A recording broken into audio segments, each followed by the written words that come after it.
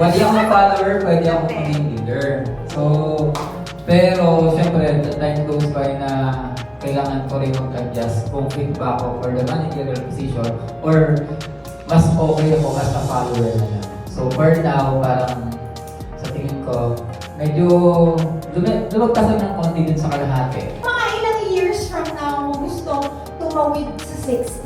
5 to 10? Ang siguro sa akin, na inisip ko lang na ano siya, parang siyang ladder. So, galing na ako dun sa, hindi pa ako regular employee, parang kinailangan ko para sa regular. So, ngayon, from marketing associate. So, parang siyang sinusundan ko, gusto kong matry na, parang pinapakiramdaman ko yung sarili ko na, from humble beginning, packet ng packet. I want to grow. Okay.